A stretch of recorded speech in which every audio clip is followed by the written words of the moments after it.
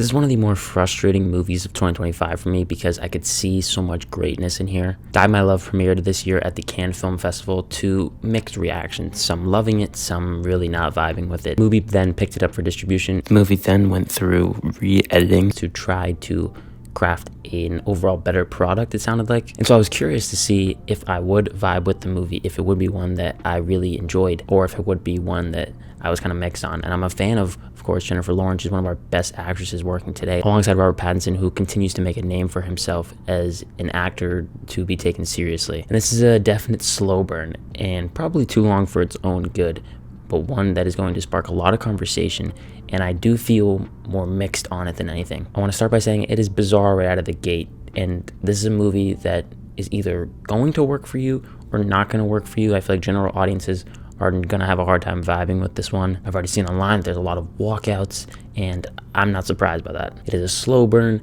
Shots will linger on characters or just interactions. It builds dread throughout. Sometimes that dread is cut by an odd music transition, but that's besides the point. What I did like though is that it's just interesting to watch. There are some parts where I did find myself losing interest. I think the pacing does hold the movie down, and this movie's too long for its own good. But I was vibing with Ramsay's depiction of postpartum life, the depression that can come with it. It's trying to capture the almost aimlessness, chaos, and confusion of what it means to what life is like after having a baby. There's a lot to dissect in the conversations, the mannerisms, the actions of our characters, but for me it tended to lead too far into the wackiness, and I did find myself kind of being like, oh, that's a little too much. Some of the metaphors are extremely on the nose, and that kind of bugged me definitely. I found that after the first act, my interest started to wane. While the cinematography is beautiful, there's a lot of really strong use of lighting. I found that to be a significant highlight, and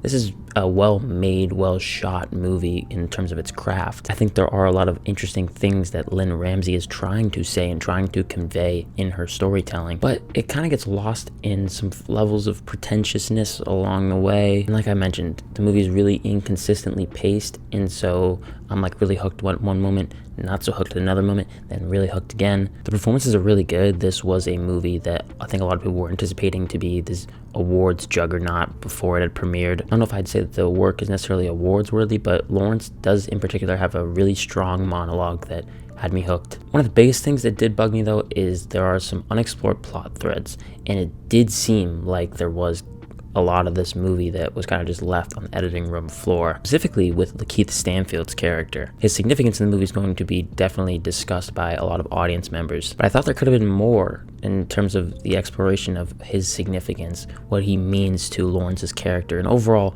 Lawrence's character doesn't really get time to shine. We don't really, because we're just like thrown into the middle of her internal struggle, we don't really get to know her as a character, and I think that that does hold the movie back too. It's frustrating because there are spots of potential greatness. Like at the start of this movie, I was like, oh, I think this is one I'm going to vibe with. Well, I know not many other people are going to really get connected. But like I said, after that first act, I started to just lose interest, and I think that I just came out feeling fairly mixed. While it is bizarre, there's a lot of interesting stuff going on, trying to capture the chaos of a struggling new mother. But the biggest things are it's too long, it tends to lean too far into the wackiness, and I think that there is honestly some parts of this movie that needed to be more explored. But I am glad that I saw it because I was curious. I'm gonna give Die My Love a C, and unless you are curious, I would just recommend skipping it. Especially as we get into the latter half of the year when so much stuff is coming out, this one just doesn't really stand out as one that you need to watch. Be sure to leave your thoughts on the movie down below in the comments, and if you did enjoy it, be sure to hit that like button and subscribe to the channel if you haven't already, and as always, look forward to more content coming soon. My name is Ben, people call me Meter, and I'll see you guys in the next one.